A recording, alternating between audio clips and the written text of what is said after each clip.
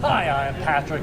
This is Brian, and that is Andrew. Together we are Just Got Played. We're here at the Colloquium Blaster here in Orlando, Florida, and we just got done playing how do you say it? Neapolitano's pizza.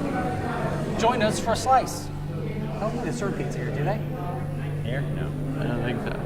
Keep rolling, rolling, rolling, rolling. Keep rolling, rolling, rolling, rolling. Keep rolling, rolling, rolling, rolling. Now I know y'all be loving this game right here. People in the house. Brian, will you tell us a little bit about Neapolitano's pizza? Oh, sure.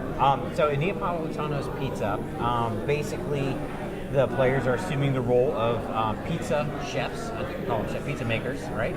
And every player is getting 2 order cards, and you have to basically, there's a marketplace of ingredients that are out, so everyone's reaching to grab their ingredients. There's 5 out on the board, and during your turn, you have to either take 2 of the ingredients from the board and either immediately store them in your fridge or play them over to your order tickets as you start to make those pizzas.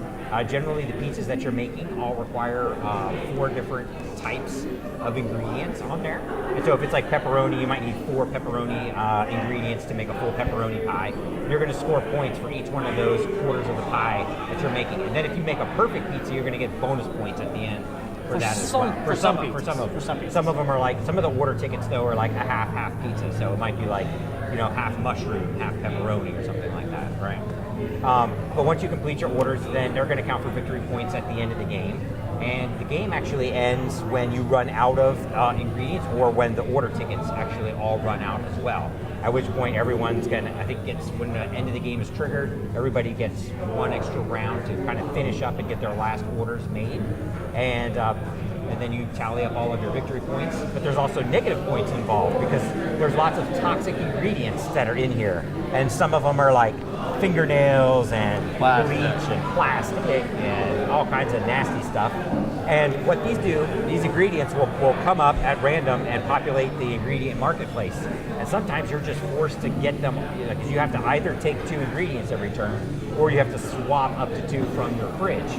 And so, but there's some strategy actually involved in okay, well, I'll hold these in my fridge, and like later on I'll be able to swap them or whatever, right? There's a couple also action cards in the game. You always have at least, I think you can draw 1 per turn, as long as you have one or less, I believe, right?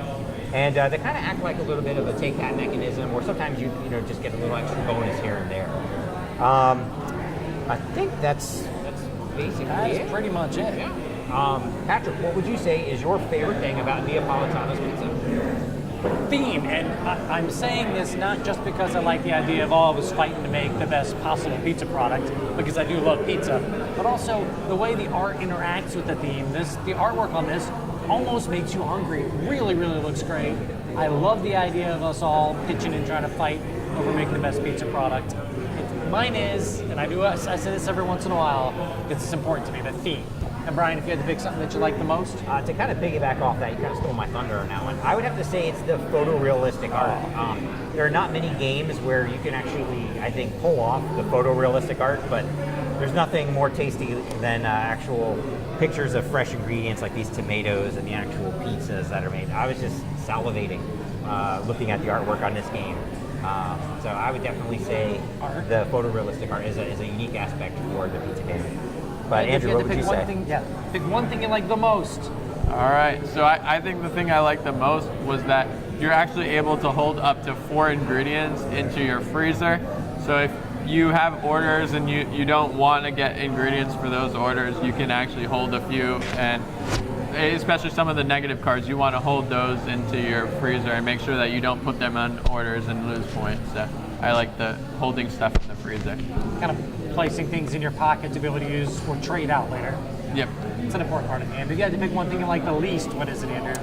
So the thing I like the least is that if you have orders you don't like, there's no way that in the version of the rules we have that you can switch out the orders. Obviously it is a prototype, so that might change.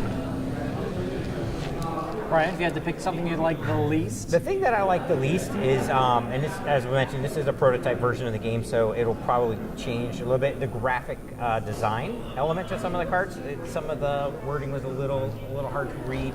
And one thing that I would love to see would be like a victory point track around the board.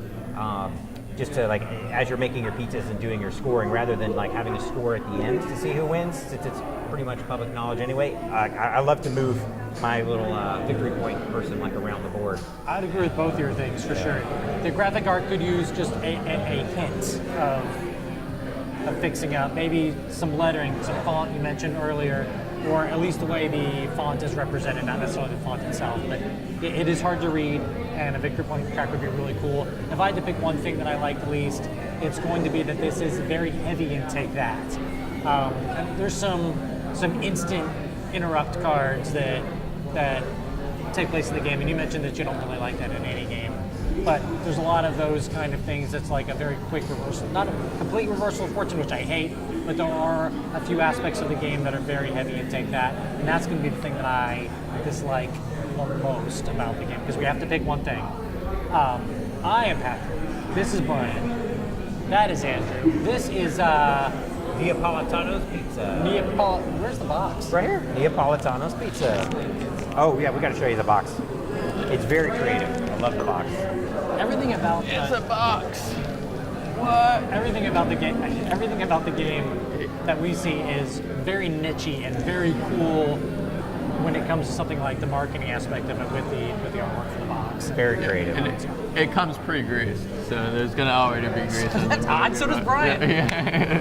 I'm Patrick. That's Andrew. This is Brian. Thank you very much for watching Just Got Played.